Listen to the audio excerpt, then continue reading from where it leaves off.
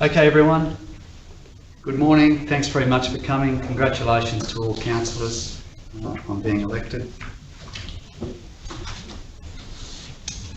I'm just going to go over some things here that we've covered before, but we'll go over them anyway.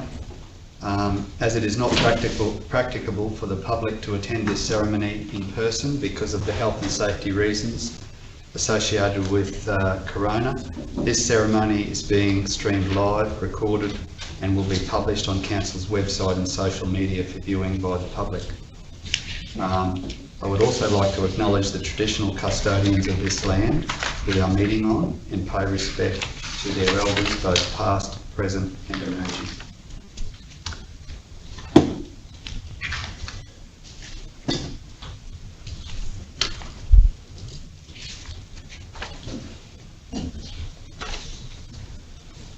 I'm going to say a few words as Mayor.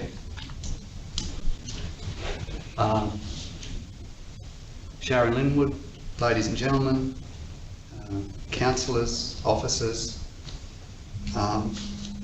it's only every 4 years that the community gets a say in the elected leadership team of its council. On this occasion, the community has voted for a mix, with 2 incumbent councillors returned and 5 new councillors added. This is a good blend.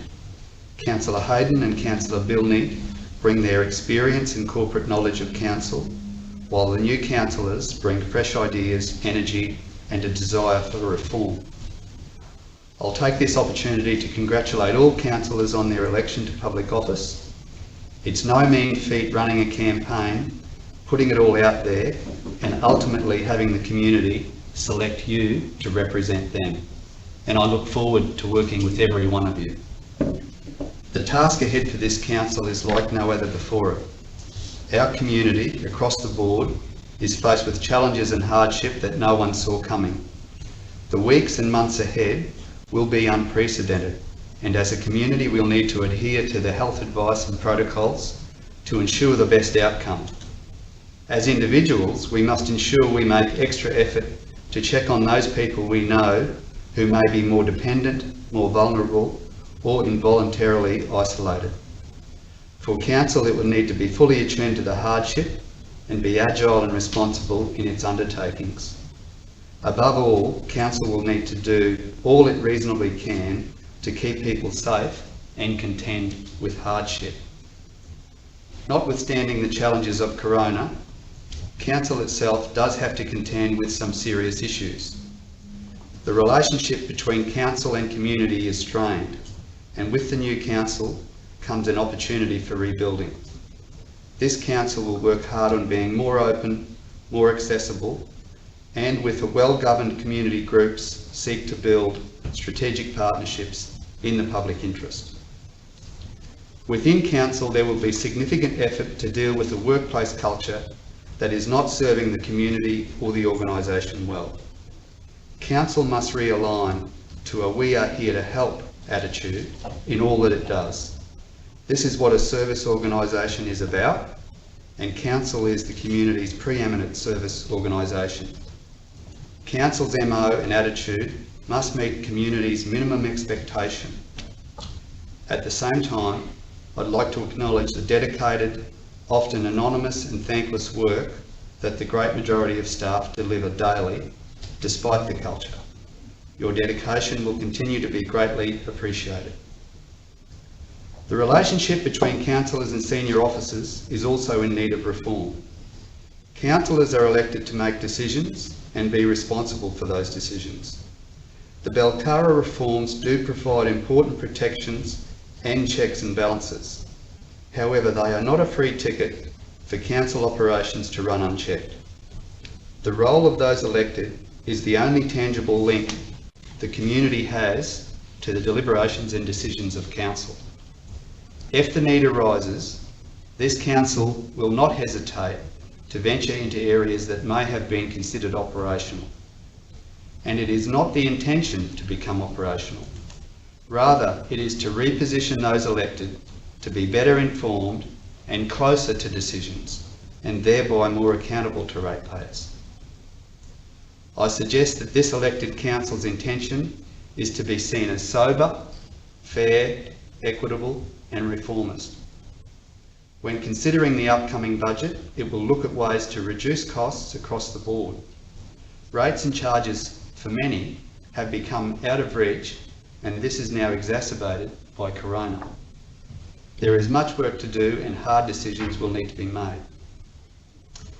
In wrapping up, can I suggest the Tablelands is a unique and privileged part of Australia, highlighted by our recent looking on status as much of the country burned, and now our relative isolation as Corona rumbles along. And our primarily agricultural economy is now more important than ever, as our farmers, unlike operators in many other commercial sectors, continue to go about their daily business producing food and fibre while fueling the local economy. Our rich and diverse agricultural sector, in this case, doubles its value to all of us. Finally, on behalf of all those elected, we look forward to getting on with a very difficult task in the most challenging times. On behalf of those elected, I thank the community for putting its trust in each of us to lead this council. Thank you.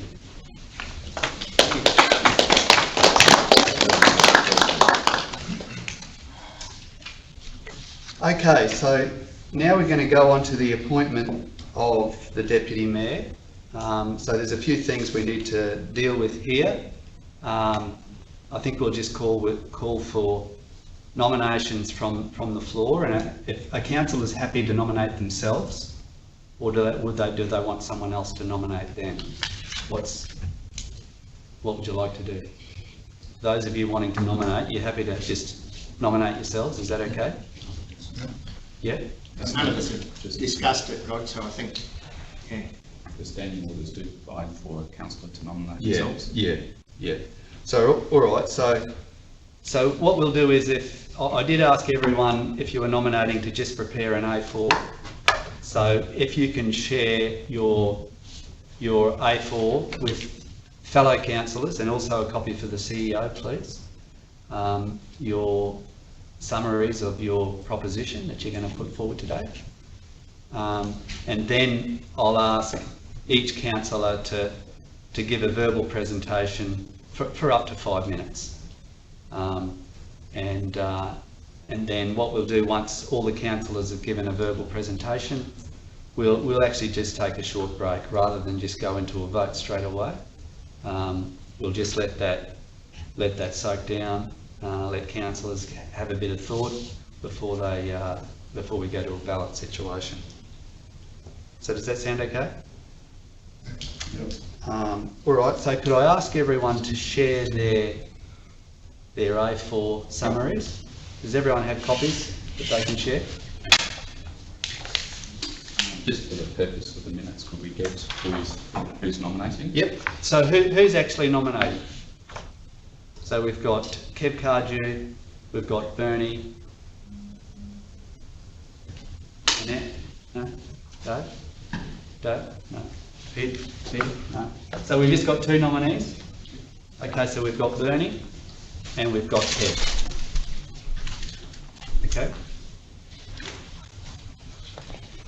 Thank you.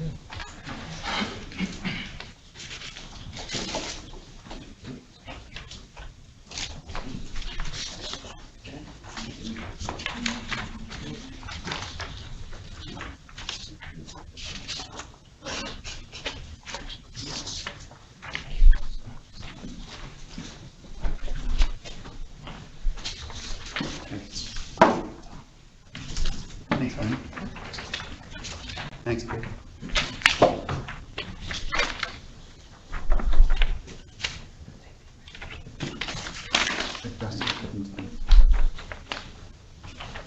Okay, Kev, you're Division 1, so we might get you to go first, and then Bernie can go second. So when you're ready, Kev, if you don't mind standing up when you talk, just given that we're in a big room, it might be better. Yeah, over to you, Kev, when you're ready. Okay. Thanks, Mr. Mayor. Okay, for those of you who who don't know me, I'm Kevin Cardew. I'm born and bred local in the Atherton area for all my life, been around a fair bit, and I'd just like to thank you for considering my nomination for Deputy Mayor. All I can say is that if I'm successful, that I will do the best I can to serve not only my fellow councillors but the community as a whole. A little bit about myself, for those who don't know, I've been in local government for about 35 years. I started my working career as a apprentice carpenter, went on to be a builder, and then went into local government. And during my time as in local government, I spent a lot of time in road construction, project management, building, and later on as a council's building certifier. Spent 9 years in Carpentaria Shire as a building and town planning control officer, and then moved on to Director of Community Development. My strengths, I consider my strengths as I'm a good leader, I feel. I can communicate reasonably well, I think, and that's been proven not only as an employee but also as my time as director in Carpentaria, where we had to communicate with high-level government officials and the like.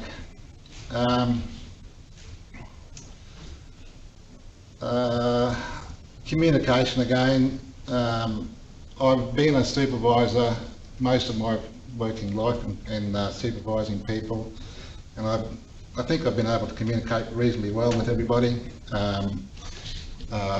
During the role as building certifier, I've had to communicate with industry professionals,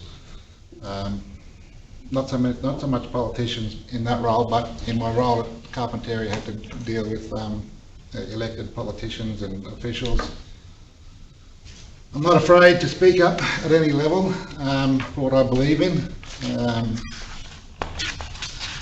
My other strength is that I have a good understanding of budgets. Being in local government for that long, you have to deal with budgets, put budgets together, work within budget constraints. So I've got a reasonably good understanding about budgets. I'm a person who likes to make decisions. I don't like to procrastinate. And when I do make a decision, I like to be able to stick by that decision. And if it's not right, then we'll come back later on and change it to make sure it does get right. I consider myself a team player, always have, don't like individualism, and working as a team, you achieve better results, I feel. I have a good understanding of council's, how policies and procedures are put together. I wrote my share of policies during my time, and looking forward to working with this council to review the policies and using my broad knowledge that I've gained over the years, hopefully have some a good involvement in that. A strong interest in the rural community. I'm part of a family operation that we own a small farm. I'm very aware that our farming community is the backbone of this area. Without the farmers, you know, we'd be struggling, I think, in the economic world. I pride myself in having a lot of common sense. I don't like red tape, so you know, applying common sense across the board and trying to reduce red tape and trying to get on with the business at hand would be another focus of what I'll be here for. And I'm here with my fellow councillors to work as a whole, for the whole of the TRC, not just my division, but for the whole of the TRC, and to support my fellow councillors in their beliefs as well. So I'm not going to take up 5 minutes, so I'm done. So thank you for your consideration, and yeah, thank you.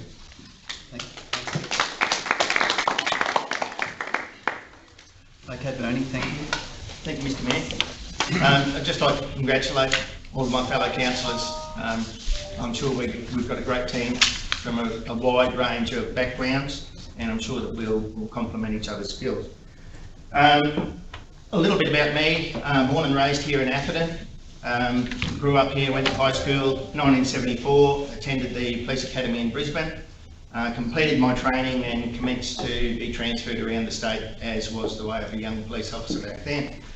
I came back up here in 1981, performed duties here for 12 years, met and maintained a lot of good associations for people up here. I then moved down to Babinda for 5.5 years, then down to the Lockyer Valley for the last 18, with a lot of little towns and communities in between. During my 40 years of a professional career, I learnt the strength of a team, and we were most probably the most influential and out there organisation in the state that had a common goal, and that was to serve and protect the people of the state.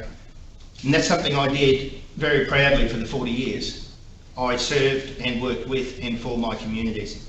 I loved being officer in charge in my last few stations, led many major incidents, the first of which perhaps of real notoriety was when we had the Citation jet crash into the mountain 30 years ago.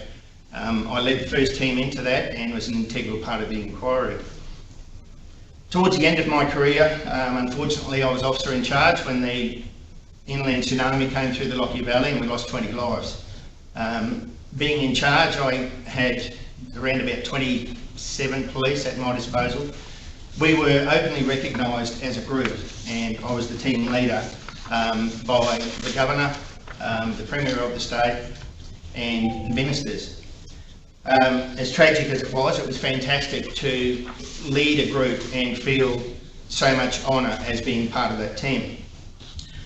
My role in council that I've put my hand up for now is, yes, to support the system, to support my fellow councillors, to support the Mayor and our belief in moving forward with council.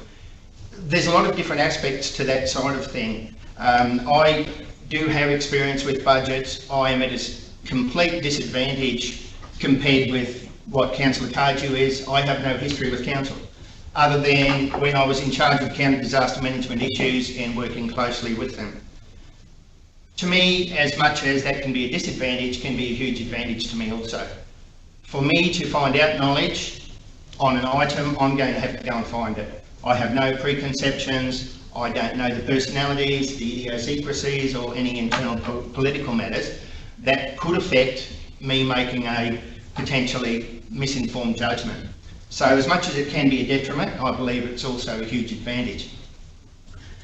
I believe totally in the value of teams. I was part of a peer support program in the state that started after we had the Mount Emerald disaster, and that peer support was to support your mate and to try and find out what the issue is and resolve it as quickly and as painlessly as possible. And to me, anything in a small organisation through to a 15,000 member group, if small issues are allowed to fester, they can become insurmountable and totally destructive to the organisation. Just in closing, I really look forward to being a part of this. I'm looking forward to the challenge of having to interpret new legislation, because legislation and policy was something that I wrote and determined and criticised for many, many years. I was a police prosecutor as well. So legislation is no stranger to me. However, in this realm, it is going to be quite some different. So I'm looking forward to working closely with all of my fellow councillors, with council officers, and I'm sure there will be times of disharmony, and I have no qualms in putting my hand up and voicing my opinions, as I'm sure that everybody else around this table will be the same. We have to marry what we've decided to do for the next 4 years, and as in a relationship like that, there's going to be arguments, but we've got to come out with a happy outcome and a majority outcome. So in passing, I thank you again for the opportunity of being here and looking forward to working with your team.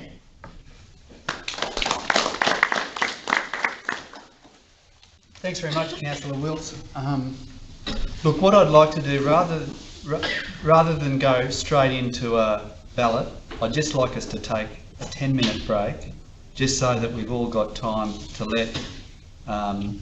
let those presentations wash over us, and we can read through the CVs that have just been handed out. We've certainly got 2 outstanding candidates, so that's fantastic. But yeah, I just don't want us to rush it. So maybe just take your time now, read through what Councillor Cardew and Councillor Wills have passed on to us, and then when we come back after the break, we'll just go straight into a ballot. Sorry, Pete. Yeah, got a question. Oh, sorry. Now. Oh, right. May I say something about the Deputy Mayor? What? Yeah, sure. So I believe the Deputy Mayor should be in sync with the Mayor, but have their own voice and opinion on items and subjects that relate to council matters. Being in sync with the Mayor is one thing, but they also need to ensure representation in the interest of all councillors' decisions as a council working group.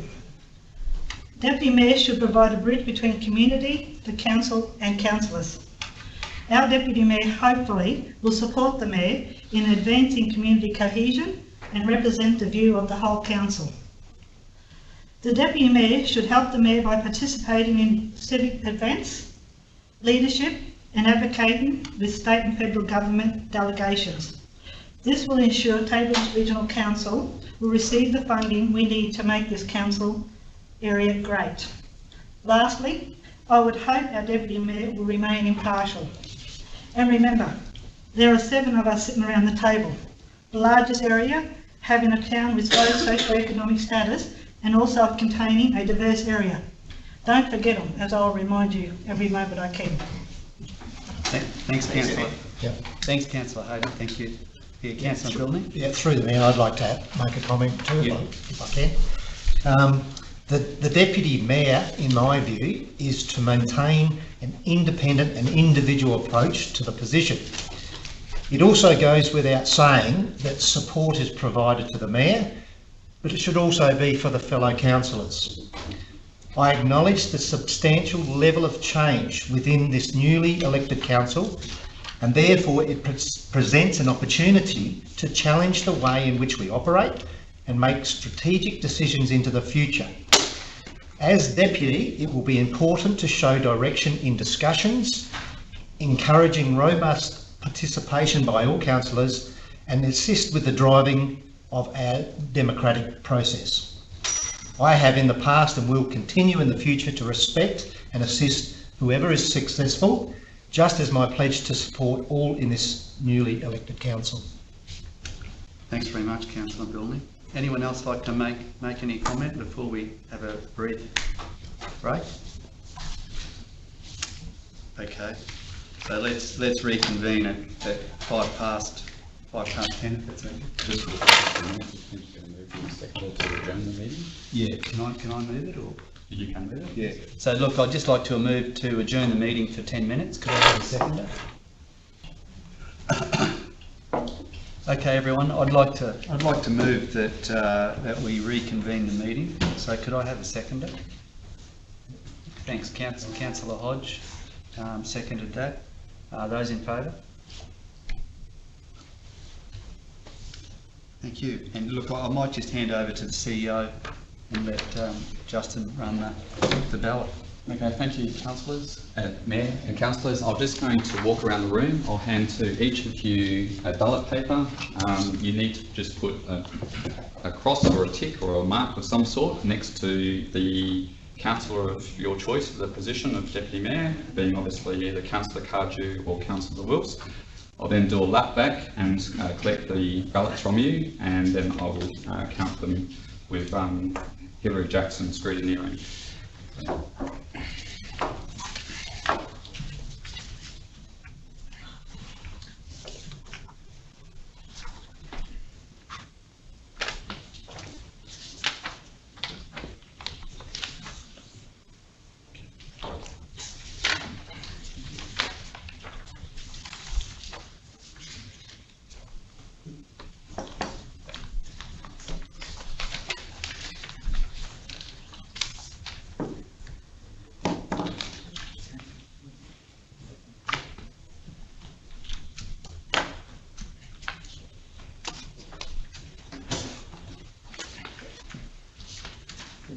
exercise for the day.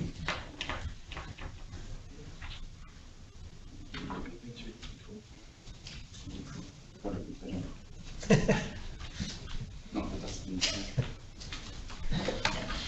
Been here before, yeah. Yeah, deja vu.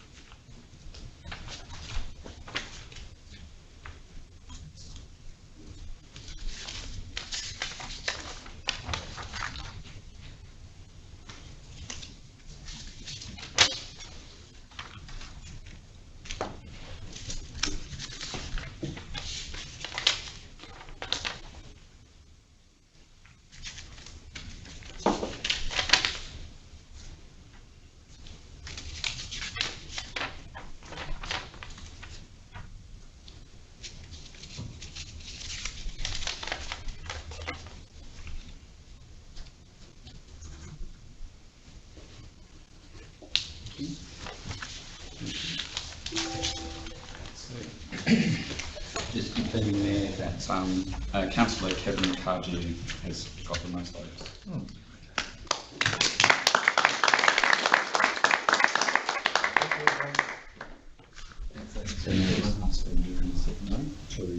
The resolutions. Okay. Cardew was deputy mayor. Okay. So yeah, could I have a mover and a seconder to appoint Councillor Cardew as deputy? So we've got Councillor Billney and Councillor Wills. Those in favour? Carried. Look, first of all, congratulations, Kev. I really enjoy, look forward to working with you, and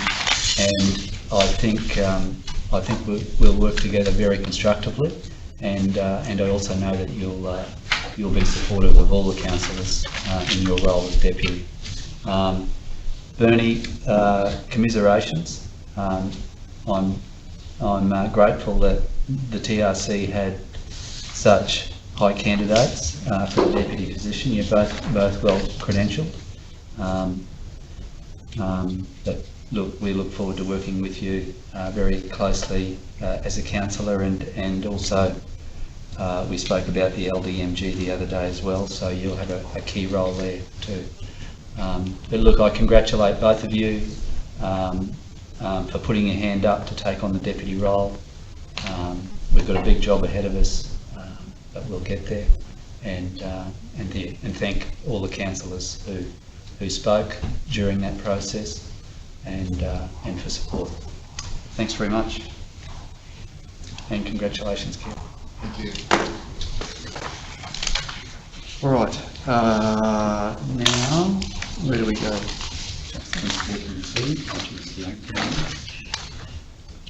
Okay.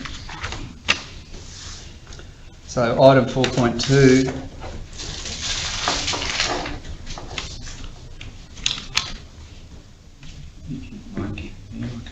Yeah, look, I'll hand over to the CEO to talk us through this one. Yeah. Thank you. Okay, thank you, and through the mayor.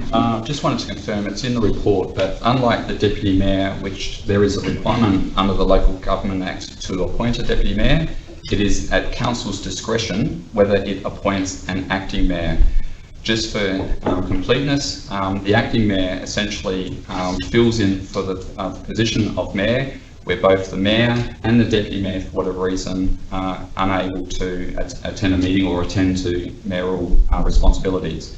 So it's basically a contingency should two councillors not be available, being the deputy mayor and deputy mayor on any given day to progress the activities of the mayor. We put this forward, as was the case 4 years ago, and just a reflection as part of our business continuity planning associated with the COVID virus.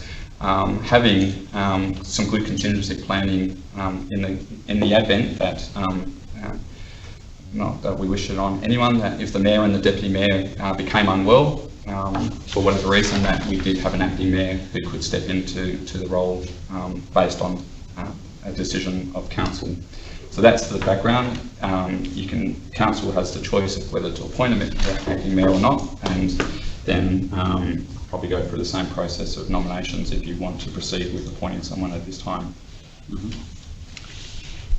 Look, I'm interested to hear the view of councillors. Personally, I think it's probably a good thing to do.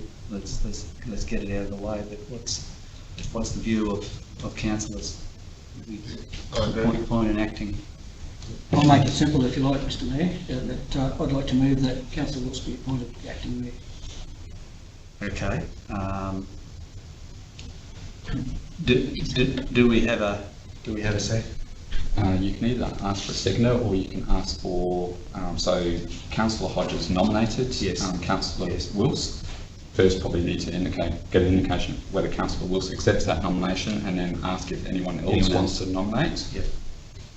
Yep, so Councillor Wilkes, yep, you would be willing to accept? Okay. Are there any other councillors that would like to nominate for the acting mayor position?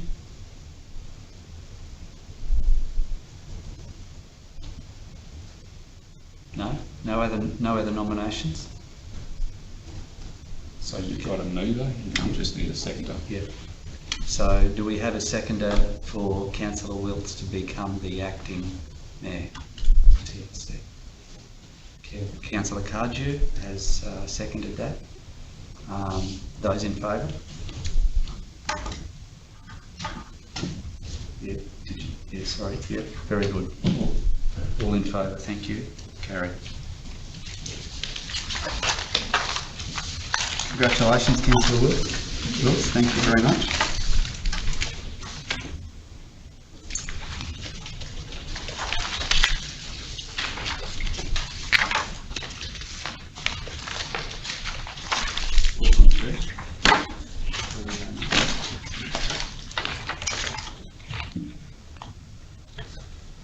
So you can either just seek removal of the officer's recommendations, or recommendations to council for consideration. Okay, everyone, look, we'll go to 4.3, and I'll ask the CEO to just talk through what's been presented to us there, so that we can discuss that and make a decision. Thank you, Mayor. Hopefully the report is relatively self-explanatory. The purpose of this report is for council to determine its meeting dates for the balance of the year, and a number of associated matters, including the fact that the meetings will be held in this venue, etc. The report also includes reference to informal workshops, and what has been recommended to council for consideration is essentially, for all intents and purposes, the custom practice of what has been in place for the last 4 years, with council holding its ordinary meeting on the 4th Thursday of each month, commencing at 9 AM, except for the April meeting, where it's proposed that that meeting will be held on the 30th of April. Council meetings will be conducted in this facility and in this room.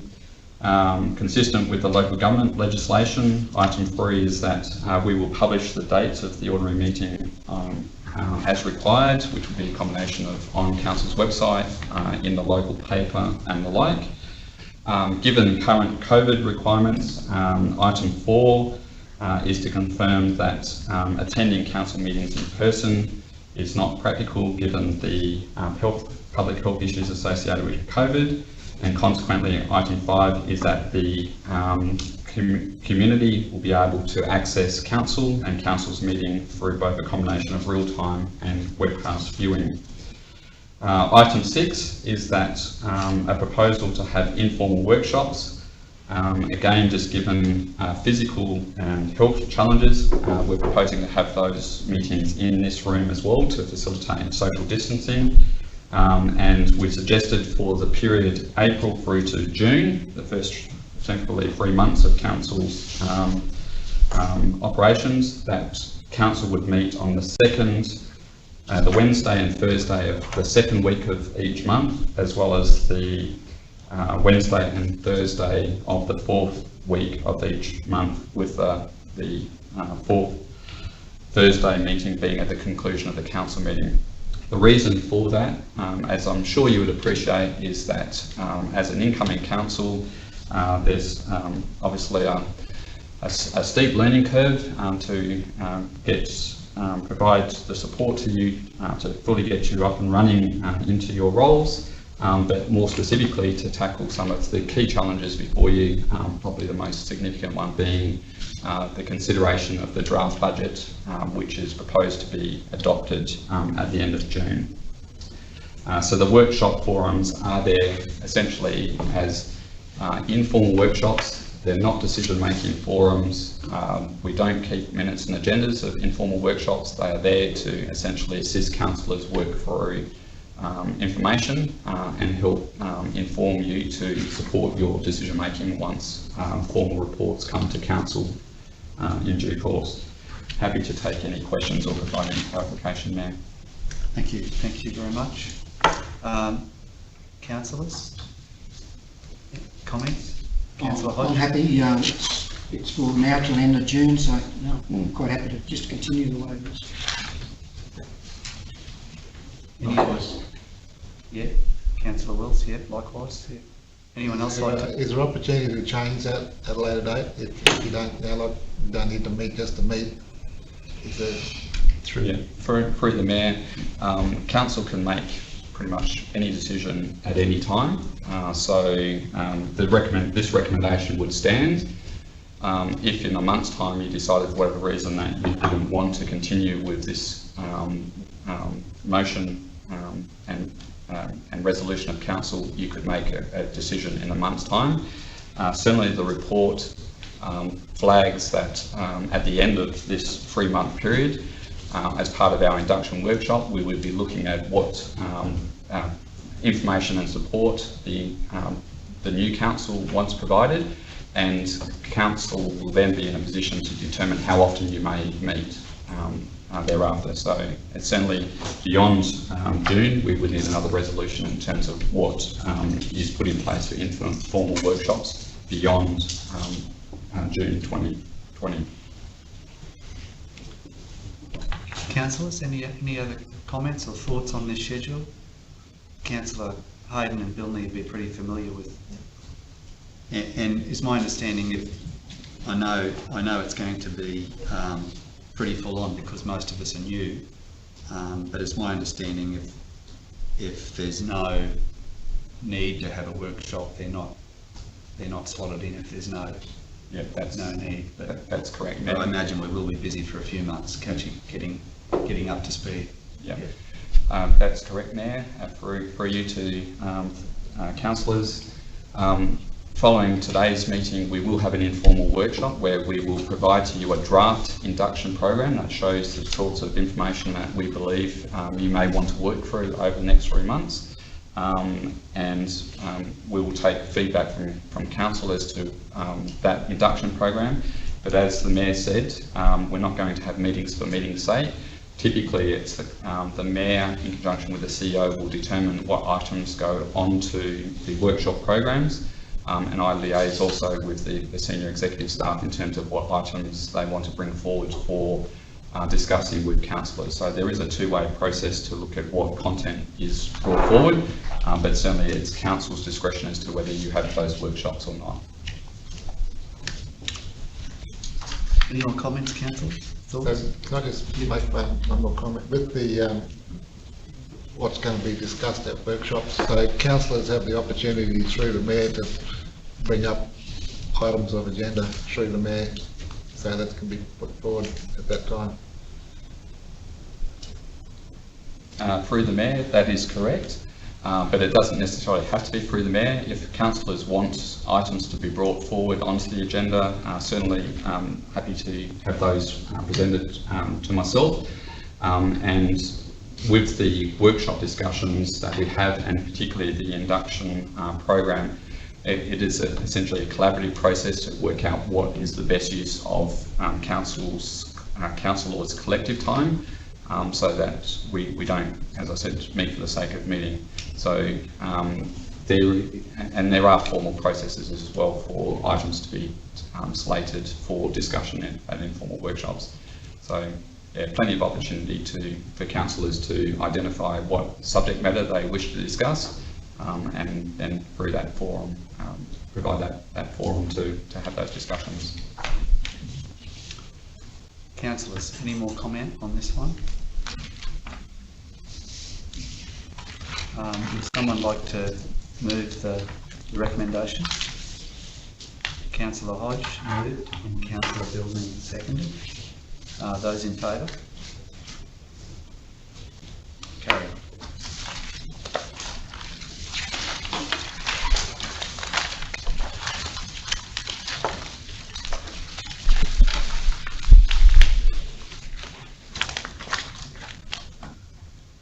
Item 4.4.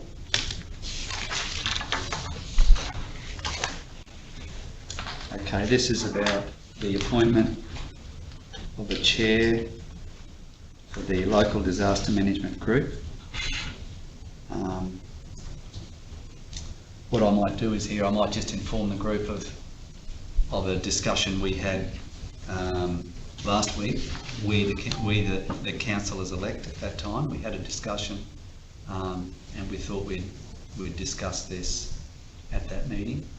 And the group decided that, given Councillor Wilt's vast experience in the Queensland Police Service, that he would perhaps be the ideal person to be the chair of the LDMG. Do all councillors still have that view? Is that what we agreed on? Absolutely. Yeah. Thank you.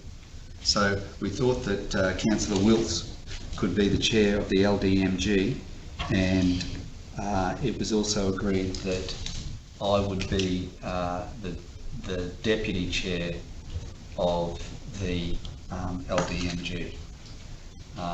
We sort of tried to deal with that in that, you know, it most likely will be the mayor that will be making public statements on local disaster issues.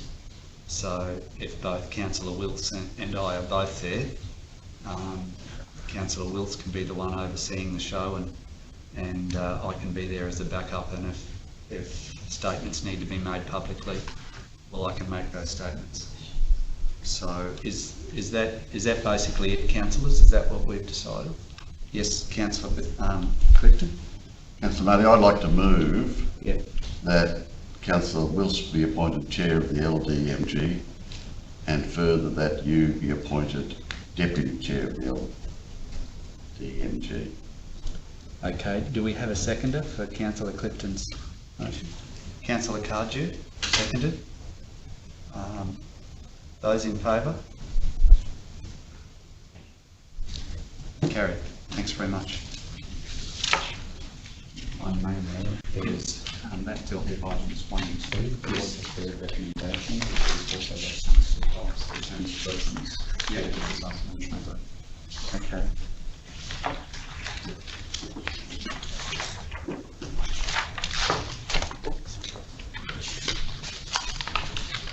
Where are the terms of reference? Attachment 1 to the which is sorry, not printed in this version. Okay. Would you like me to speak to that? Yeah, if you don't mind, thanks. Yeah. Through the Mayor, the councillors just dealt with recommendations 1 and 2 as provided in the agenda for today's meeting. There was a third recommendation that was presented, and I apologise if it went out in the electronic version, but when we've printed this off, we haven't included it in the printed document before you. The third item was in relation to the adoption of the local government disaster management group's terms of reference. What the terms of reference do is to provide details of the form and composition of the LDMG its roles and responsibilities, and the way that it conducts its business. That local, those terms of reference have been reviewed by the existing local disaster management group, which comprises stakeholders from a number of key agencies, including QPES, or Queensland Police Services, Queensland Ambulance Services, Queensland Fire and Emergency Services, looking in someone else's direction, who else is there? There is a large number of external agencies. They have all reviewed the terms of reference and have, it's actually a recommendation from the LDMG to Council that those terms of reference be approved. So if we could seek Council to resolve to adopt those terms of reference, that would be appreciated. Thank you, Mayor. Very good. Look, I'm always reluctant to adopt anything that we haven't seen. I'm not sure how many councillors have been through this on the electronic version. Can we defer that? Yes, absolutely. Yeah, just so that we've got time to scan through that. I'm sure it'll be all in order, but it'd be good to see it. And I haven't looked at it online. Yep, no, that's fine. All right. Do we need a motion to defer that? Or? No.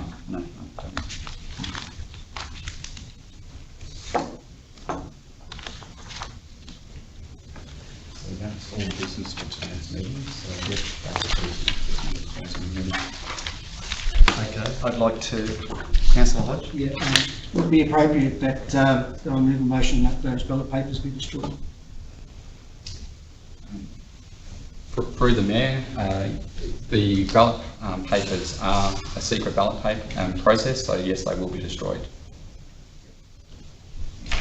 Sorry, my apologies. So I don't need a resolution of Council to destroy them, because that's just standard practice in line with our standing orders.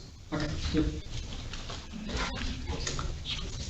Okay. Well, I think I'd like to move a motion that we close the meeting. Do we have a second? Councillor Cardew. Those in favour? Thank you. Carried.